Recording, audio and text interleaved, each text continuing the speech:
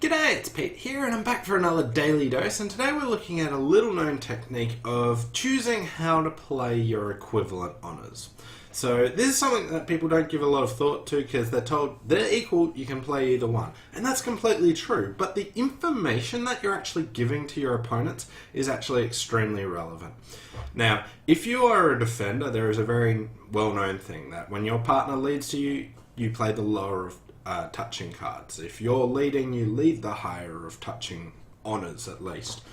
But with Declare, it's a lot more different because you're not trying to work with someone to convey information, but you're trying to withhold information or make things more difficult for the opponents. So let's have a look at just an example of this. So let's say that the opponents get to 4 spades and your partner's on lead and they lead a club. Okay, so we're really only going to focus on the spade suit here. So there's a couple of different things that can happen. Let's say that they win the first club, and then they lead a spade, and they put in the ace. Okay, and then they play the king, and then they stop doing it. So what do we know about their spade holding? We know they've got the ace, the king. If they abandon spades here now, we don't know if they stopped because your partner had the queen and that's the last remaining trump, or they've just got some other plan. But we knew that they had the ace and the king. Let's now compare that to if they played the spades a bit differently. Let's say that they played a spade and put in the 8, and that wins.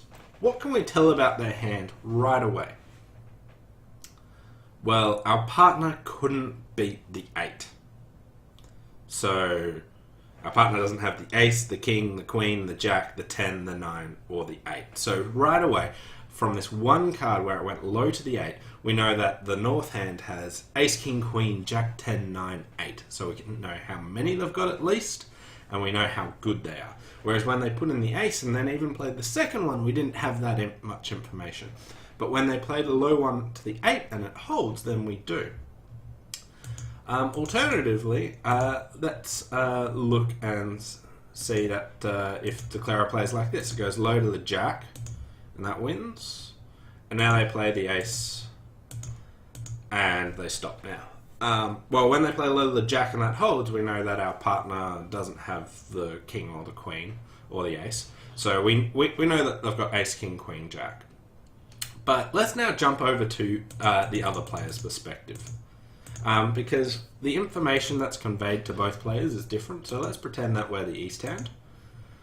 So we'll just jump over. So this time we're sitting, we were the one that led a club. We can see dummy on the left there.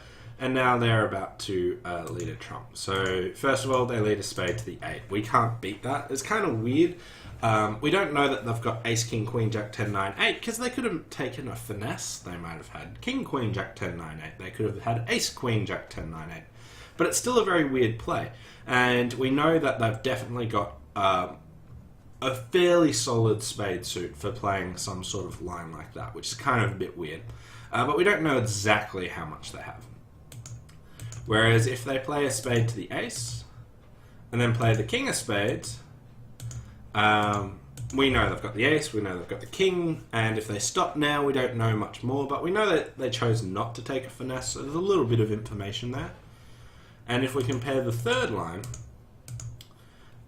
where they led low spade to the jack, and now cashed the ace, now it looks like they actually did take a finesse. So it looks like they were missing the queen of spades or something like that when they led low to the jack. So a few different ways of playing it, and basically what I'm trying to convey is let's now jump over to the declarer's point of view.